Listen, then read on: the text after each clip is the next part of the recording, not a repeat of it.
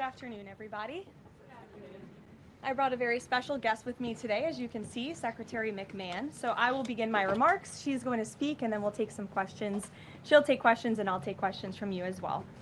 First off, yesterday, First Lady Melania Trump and Second Lady Usha Vance traveled to Marine Corps Air Station New River and Camp Lejeune in North Carolina, where they spent the day meeting with students, educators, military families, and United States Marines. Both the First Lady and Second Lady were grateful for the warm welcome and remain deeply committed to supporting military families and the communities that serve our great nation. May God bless all of them. In economic news, the September jobs report showed the American economy remains strong, with 119,000 new jobs added, more than double expectations. These gains came after the summer passage of President Trump's historic tax cuts and multiple big trade deals with countries around the world. In particular, construction jobs surged by 19,000 in September, the largest monthly gain in a year. Nearly all of this solid monthly job growth came from the private sector and went to Americans rather than foreign-born workers, the opposite of what we saw under the previous administration.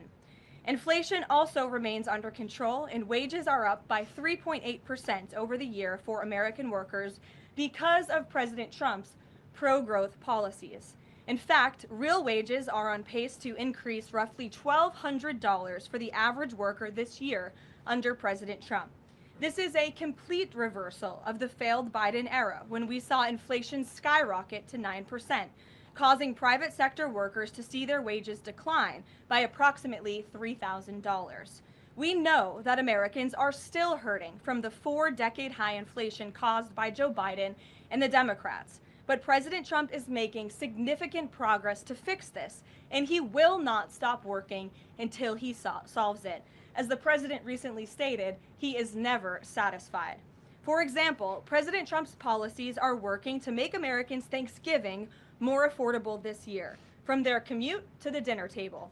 Nearly 100 million Americans are expected to drive next week to spend time with loved ones for the holiday. And thanks to President Trump's drill baby drill agenda, the national average price of a gallon of gas on Thanksgiving Day is projected to be at the cheapest price since the COVID pandemic in 2021. President Trump is bringing down gas prices and providing significant savings to American families at the pump. And again, we expect those prices to continue to decline. According to the American Farm Bureau Federation's annual survey, cooking Thanksgiving dinner will also cost less this year than it did last year and is down about 5% overall. The average price for a staple of the meal, a 16-pound frozen turkey, is down more than 16% from last year, which will provide critical savings for families and their budgets. President Trump's entire economic agenda is aimed at putting more money back into the pockets of hardworking Americans. That's why he signed the largest middle tax cuts in history into law, from no tax on overtime, no tax on tips, to no tax on Social Security. And according to a new study from Piper Sandler, which is out this week, tax filers can expect an extra $1,000 bump to their tax refund next year in what could be a record-breaking tax refund season. So there is more good news to come. We know these refunds will make a huge difference for Americans to help pay down their bills and use towards life's expenses. In other news this week, President Trump took a significant step toward delivering on a core campaign promise to finally close the Department of Education. To shrink the bloated federal bureaucracy, the Department of Education just entered into new interagency agreements with 4 agencies: the Departments of Labor, Interior, Health and Human Services, and State. These agencies will now ensure the delivery of legally required programs while also refocusing them to better serve students. This common sense action brings the Trump administration much closer to finally returning education where it belongs, at the state and local level, not in Washington, D.C. The Democrats' reckless 43-day government shutdown did manage to do one valuable thing. It proved that America does not need a federal Department of Education. During the longest shutdown in history, the Department of Education furloughed 90% of its staff, and America's education system was not impacted whatsoever. Schools stayed fully open across the country. Students attended class and received normal in-person instruction, and our wonderful teachers received their paychecks uninterrupted. The Democrats' government shutdown made it painfully obvious that American families do not need the Department of Education. Since its creation in 1979 during the Carter administration, the Department of Ed has spent over $3 trillion taxpayer dollars without improving student achievement. Despite pure pupil spending having increased by more than 245% since the 1970s, math and reading scores are down in public schools. In fact, the most recent Nation's Report Card from 2024 showed that 13-year-olds' math scores are the lowest they've been in decades, and their reading scores are the lowest since testing began more than 30 years ago. It's clear that throwing more money at a broken system does not work, and that's why President Trump appointed the amazing leader behind me, our Secretary of Education, Linda McMahon, who is making these monumental changes at the direction of the president. We're very grateful to have you here today to talk about these changes and then take some questions. Hopefully folks in this room will have some questions on the very important topic of education. So please, Mrs. Secretary. Thank you. Thank you very much, Caroline. It's really a pleasure to be here with you today, and thank all of you for being here as well. My purpose here is to speak directly to the American families, not just you, but to the American families, about the work this administration is doing in education to reverse our national decline with a hard reset of our educational system. That reset was a top campaign promise from President Trump to send education back to the states and end Washington's micromanagement of education once and for all. This week we took the most decisive steps thus far to make good on this promise to you. We have linked 6 groundbreaking partnerships with other federal agencies to delegate education department programs that are redundant with existing programs at Labor, State, Interior, and HHS. These interagency agreements to cut our own bureaucratic bloat are a key step in our efforts to shift educational authority from Washington, D.C. to your state education agency, your local superintendent, your local school board, entities that are accountable to you, and we encourage parents to always be involved. Cutting federal bureaucracy is never a popular move among D.C. insiders. A chorus of anti-Trump voices have come out of the woodwork to complain that we are defunding education, harming students, or acting without a plan. This could not be further from the truth. The majority of Americans across the country handed President Trump the popular vote precisely because they have seen the brokenness of a top-down education system run by the federal government. They're painfully aware that only 3 out of 10 students can read proficiently at their grade level.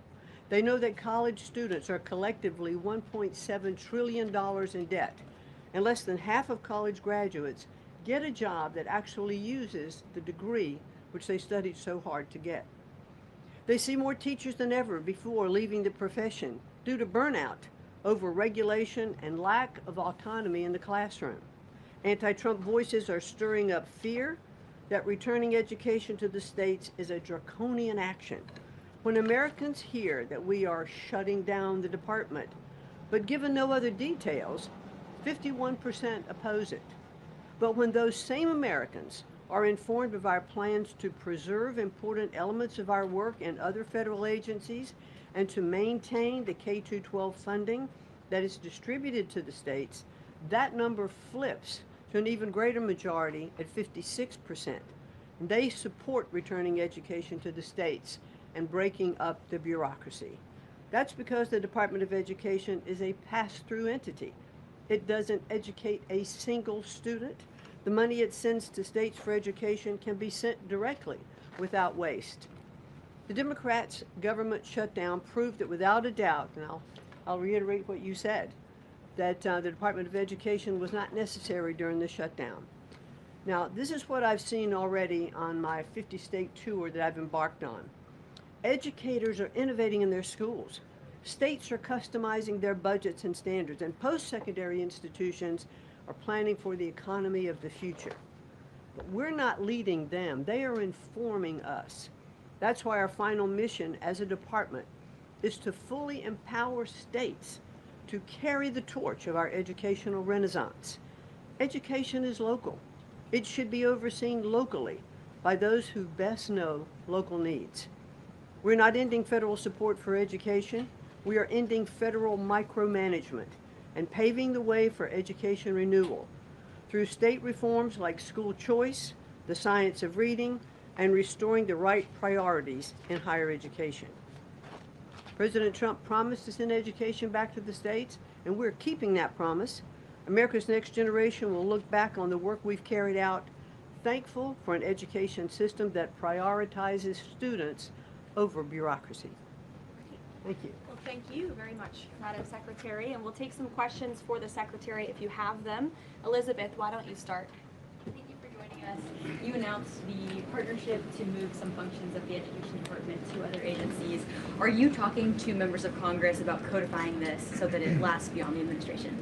Yes, we started our conversation, and thanks very much for asking that, because there have been some reports that Congress is in the dark on this. That's clearly not true. We've been talking to, I've talked to dozens of members of Congress to explain to them exactly what we're doing, to bring them up to speed, and to say to them, look, when we have completed some of these transfers that are working incredibly well, then we will be looking to Congress to codify those, make them permanent. Brian. Thank you. Secretary McMahon, what is the update on the negotiations with Harvard? I know the President has publicly pointed to you as somebody who's worked on that. I think you've talked about that at length, but I'd like to understand where are things with those negotiations with Harvard this time? They're ongoing negotiations, and we feel I feel very comfortable that we are getting close to having those negotiations finalized. It's been open door conversation all along. Deanna? Hello, Mrs. Secretary. The President recently posted about establishing a federal standard for AI. Do you know if the administration has a view on the use of AI for students in schools? And Karoline, do you know if the President personally uses AI? I don't think so. You can handle that I've never one. witnessed it, so I can't attest to that. Well, I do think AI is going to need guardrails, but I have witnessed AI firsthand. I was at the Alpha School in Austin, Texas, and the first 2 hours of every day in that school, students are learning through AI. They have their headsets on, they're in front of their screens, and the AI is really acting as like an individual tutor for those students, allowing those students that can progress faster to do that. Those who need a little catch up, it refeeds information to them. And so after those 2 hours of learning, the basics of what they're doing in their curriculum that day, then they spend the rest of the day, I mean, they have good recess and all of that time, but then they spend the rest of the day in what are called life skills, and they're actually using the information that they've learned this morning. So I've seen some AI in action that is really proving quite beneficial. Michael. Thank you, Caroline. Secretary McMahon, as the Education Department continues to pare down, can you talk about taxpayer services like charter school grants and how the department will continue to assist kids with special needs? Well, we are going to make sure that there's no interruption in getting that grant money out the door. I mean, that money is, it comes from Congress, it's appropriated by Congress, and we legally are obligated to do that. And the transitions we're starting to make, our first programs that went over to the Department of Labor, that was a few weeks ago. We actually signed the first interagency agreement, which we accomplished under the authority of the Economy Act. We transferred grants for WIOA and for the Perkins Act. And the really good news is that the Department of Labor has a much more sophisticated system, technology system and grant fulfilling system than the Department of Education does. As a matter of fact, our executive manager that went over with that group over to Labor said he would compare what the labor system is to education's like held together by bubble gum that is not connected to any other part. So we were able to get those grants out the door more smoothly, and states have actually better access for those systems than they do at the Department of Education. So that's a real bonus.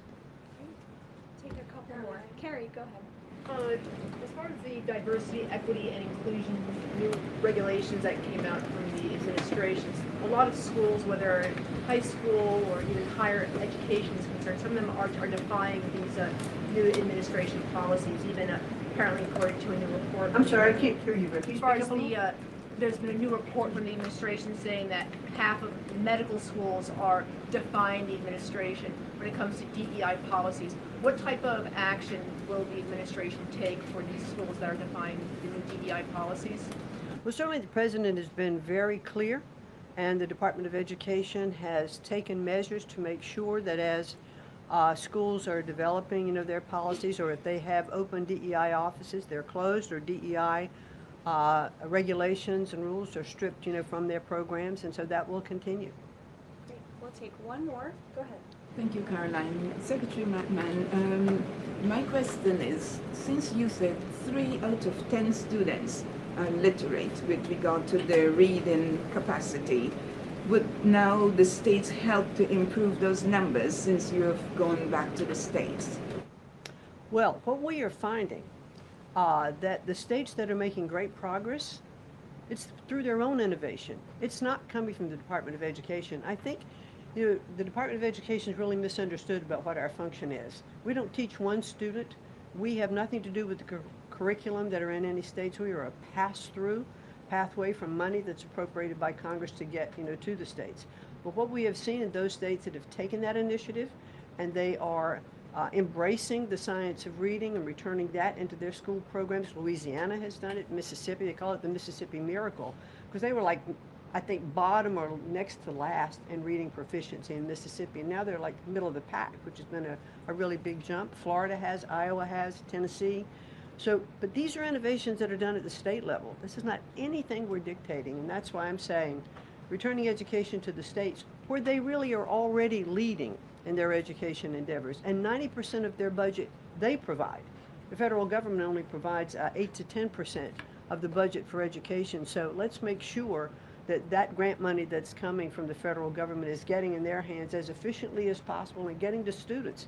We don't want teachers having to spend their time and money in regulatory compliance. There was one superintendent chief who said to me that they had done some calculation in their state, and that for every dollar that went into the classroom in a grant, 47 cents was spent in regulatory compliance. So let's get the money into the hands of our students and our teachers. Let's raise the level of education. The other thing I'll do, and I'll quickly wrap up for you, is this 50-state tour that I have embarked on. We've done about 14 states. We've shut down a little bit during the shutdown. But what I am doing is visiting different kinds of schools, grammar schools, middle schools, high schools, micro schools, private schools, charter schools, the whole gambit. And in the end, my goal will be, as we step away and fully deliver education back to the states, is to provide them with a best practices toolkit of all of the things that I have seen around the country to say, hey, this is working. Check with these superintendents, check with these governors. And you know what I found a little bit is governors are a little competitive. So it's kind of nice to give some of these best practices out there. It'll work because it's already working. If we leave it with the people who are closest to the students, the president believes, as do I, the best education is that's closest to the child, and parents' involvement is critical to the success. Awesome. Thank you Thank so you, much. Linda. Your Thank you pleasure. so much. Thank I you. appreciate your coming All right. today. Thanks for your great work. Whoops. And Thank she's you all very much. a busy lady, so we'll let her Come get on. back to work. All right. Thank you again. Well, let's get to it. You guys were so calm with her. I wish you were that calm with me. We'll kick off with our new media seat, as always. Javier, why don't you start us off, and then we'll get to the rest of the room. Go ahead. Thank you very much. My name is Javier Negre. I'm from Spain. I'm the owner of the biggest media platform in Hispanic politics, with brands like La Derecha Diario, Ida TV, or UH Plus, or Visegrad in Spanish. And I'm happy to be here. Thanks for supporting the new media, also in the Hispanic community. We try to fight against media like Telemundo, Univision, CNN, or NBC News that are spreading fake news and attacking the ICE operations. We will premiere this Sunday the Real America's Voice, the right new show, the first Hispanic show against communism and woke culture that is promoted by people like George Soros to bring communism all over the world, like happened in New York. I have two questions for you, if you don't mind. In Mexico, the young people is protesting against President Sheinbaum. They think she's doing nothing against the cartels. Sheinbaum used the police to attack them, young people, kids, girls, and she's attacking journalists like me in a country where 150 journalists have been killed in the past years. The USA legacy media is attacking President Trump for his comments about the fake news media while they are not publishing anything about the murders of journalists in Mexico. Why do you think they stay silent about the murders of journalists in Mexico and the attacks to businessmen like Ricardo Salinas? And my second question is, Trump said he has a plan for the narco state of Venezuela. Does he have a plan for Mexico where, according to Stephen Miller, the cartels are controlling governments and territories? Sure. Well, thank you, Javier, for the question, and thank you again for being here. We're proud to have new media voices in the briefing room. As for President Sheinbaum and the president's relationship with Mexico, I will tell you that we have seen historic strides from President Sheinbaum and her administration in Mexico when it comes to cracking down on the cartels. They have been incredibly cooperative with the president's efforts at our southern border to crack down on illegal immigration and also the illegal trafficking of drugs at the southern border. Now the president is very interested in taking additional measures against the drug cartels. He's been very clear about that. He's spoken about it, and this is a promise that he made to the American public. And so his national security team is discussing these options all of the time. And on the campaign trail, the president promised to take on the cartels. He has taken unprecedented action to do so, and he has left additional options at his disposal on the table. So those are only decisions that the president can make.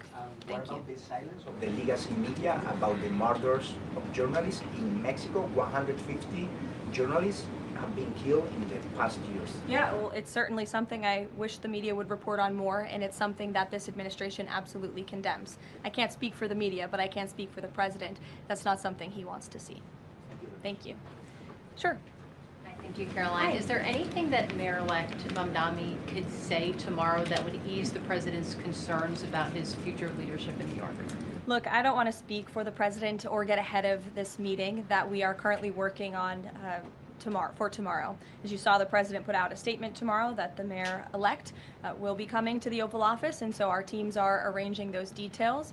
I won't get into the president's thinking on it. I think you'll all hear from him directly. I also think I will just add, it speaks volumes that tomorrow we have a communist coming to the White House because that's who the Democrat Party elected as the mayor of the largest city in the country. I think it's very telling, but I also think it speaks to the fact that President Trump is willing to meet with anyone and talk to anyone and to try to do what's right on behalf of the American people, whether they live in blue states or red states or blue cities, in a city that's becoming much more left than I think this president ever anticipated in his many years of living in New York himself. Nancy. Thanks, Caroline. This morning, President Trump accused 6 Democratic lawmakers of seditious behavior punishable by death. Just to be clear, does the president want to execute members of Congress? No.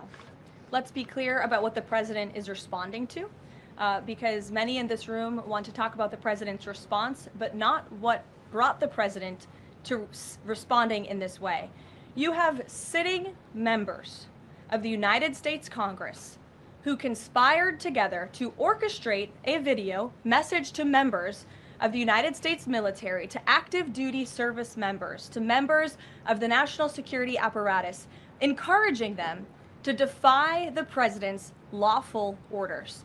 The sanctity of our military rests on the chain of command. And if that chain of command is broken, it can lead to people getting killed. It can lead to chaos. And that's what these members of Congress who swore an oath to abide by the Constitution are essentially encouraging. We have 1.3 active duty service members in this country. And if they hear this radical message from sitting members of Congress, that could inspire chaos and it could incite violence and it certainly could disrupt the chain of command. These 3 members of Congress, I will also add, knew exactly what they were doing. You look at Alyssa Slotkin. She's a former member of the CIA. Mark Kelly was a captain in the U.S. Navy. Maggie Goodlander was a naval officer, and notably, she is also the wife of Joe Biden's national security former advisor, Jake Sullivan.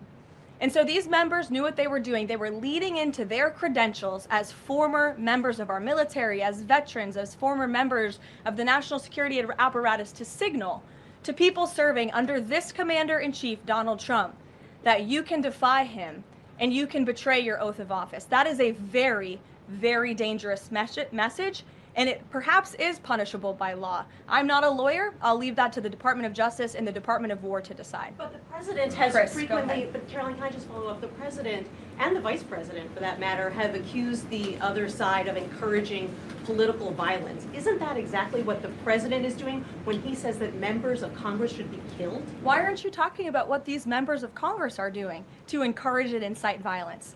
They are literally saying to 1.3 million active duty service members not to defy the chain of command, not to follow lawful orders. Actually, Every they said single. you can refuse an illegal order, which But is they are. illegal But from they're military suggesting, Nancy, that the president has given illegal orders, which he has not.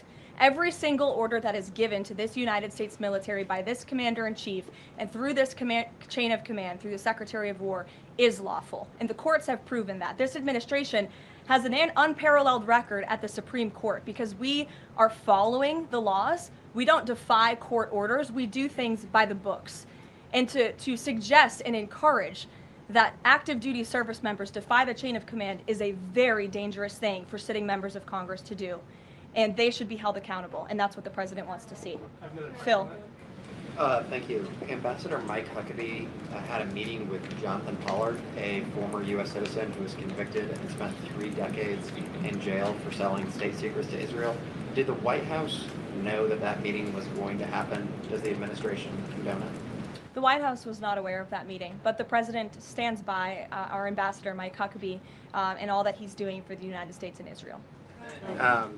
You said that the president was going to do what was right for U.S. citizens, regardless of whether they lived in blue or red states. I'm curious if there's any chance in tomorrow's meeting with Mayor-elect Mamdani that he will be able to convince the president to abandon that promise to cut off federal funding to New York City. Look, Phil, we'll see how the meeting goes tomorrow, and I'll let the president speak for himself. Natalie.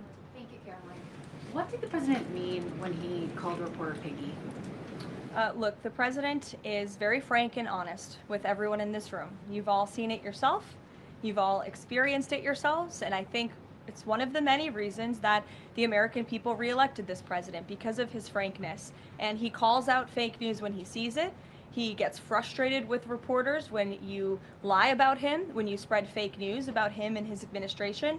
But he also is the most transparent president in history, and he gives all of you in this room, as you all know, unprecedented access.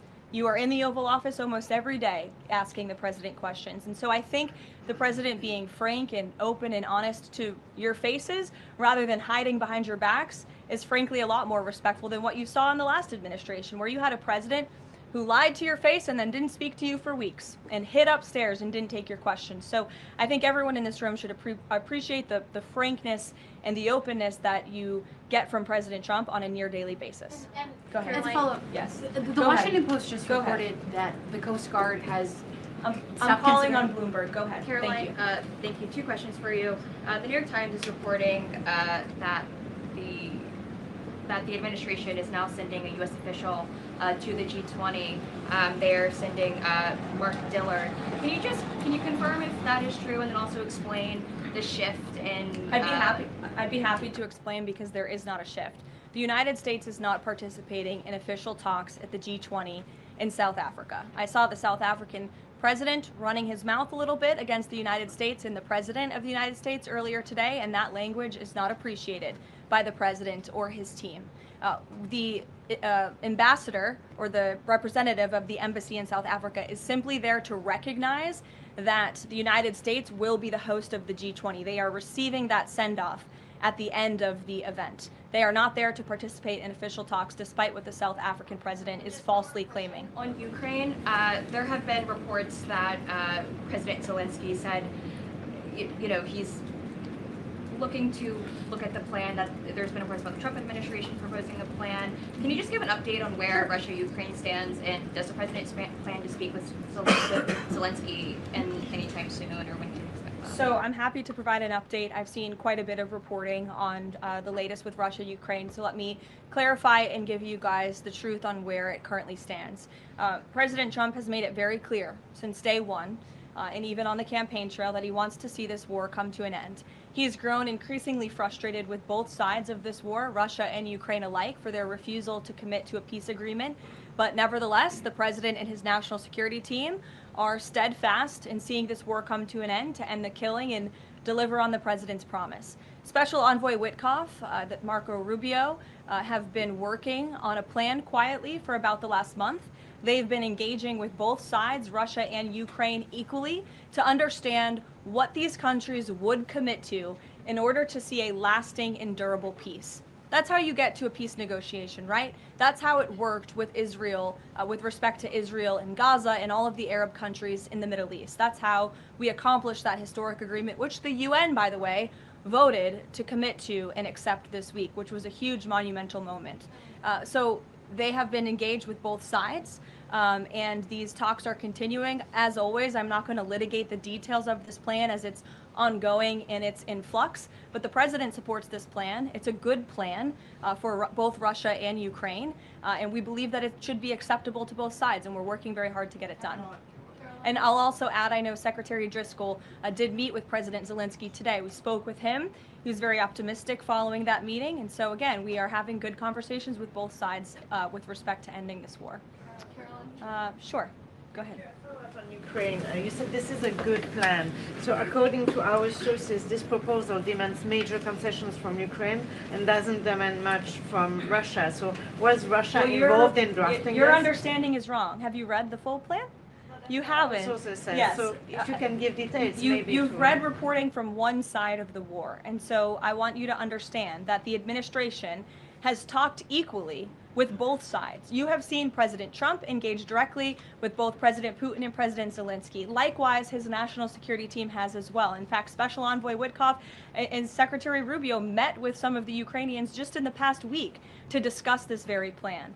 And so just like you saw with respect to Israel and Gaza, we are hearing out both sides of this war to understand what can you commit to end the war. And that's ultimately how we are going to get to an agreeable solution. That's what the president has directed of his team. I know there's a lot of criticism out there and a lot of doubters, but I would just remind you of the historic success that this president and his team accomplished in the Middle East. We believe that is possible with Russia and Ukraine, and we're hoping and working very hard to achieve that. Stephen. Could you provide a little more context on what to expect tomorrow with the Mamdani meeting? Will it be in the Oval Office, or is it going to be open at least partially to the press? I don't have any more details to read out for you on the meeting quite yet, Stephen. I know it's of great interest to you and the New York Post, but we'll keep, maybe if it opens, we can commit to letting you in. Sure, go ahead. Thank you, Caroline. It came up yesterday during a confirmation hearing for the president's pick to lead the CFTC that the CFTC currently has 0 Democrat commissioners, whereas usually it's had 2 or more.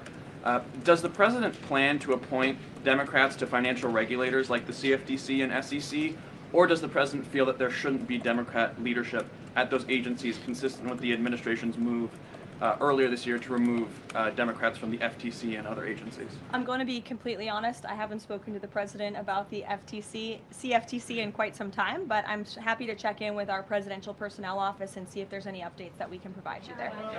Sure. Thank you, Caroline. Last week on Fox News, President Trump said that we've had a lot of problems with the French. How would you describe the current relationship between France and the U.S.? Look, the relationship remains very strong. President Trump speaks quite frequently with Emmanuel Macron. I think they have a good working relationship. But the president is not shy to point out when he has disagreements with world leaders as well. And he's done that with respect to Mr. Macron as well. Deanna, go ahead. Caroline, there are reports that Qatar is acting as a mediator in the Ukraine peace process. Can you confirm that, and why did the president choose that country? I'm not going to get into further details other than what I previously shared, which I think was quite a bit of information. Brian? Thank you, Caroline. 2 questions. We were talking about earlier in this briefing about the president's orders. You were going back and forth about what the ad said and what it didn't say. My first question is... The ad? The advertisement that the Senate Democrats were featured in. So my first question is, no matter what the order is, it could be to any administration official, military or otherwise, no matter if legal experts might think it's illegal, does the president expect those cabinet members, administration officials to go ahead with those orders regardless of any outside thinking or experts? The president expects his cabinet officials in the administration to follow the law and to demand accountability and hold people accountable for their dangerous rhetoric. And I would just add that if this were Republican members of Congress who were encouraging members of the military and members of our United States government to defy orders from the president and from the chain of command, this entire room would be up in arms. But instead, it is the other way around, and I think that's quite telling. I'm going to let you all go because the president, excuse me, I appreciate the encouragement this morning, but this afternoon. But President Trump is about to meet in minutes with Israeli hostages who this administration freed, and so I'm going to go up to that meeting, and you will hear more about that later. Thank you. Misquoted Democrats in that video. That's actually not what they said.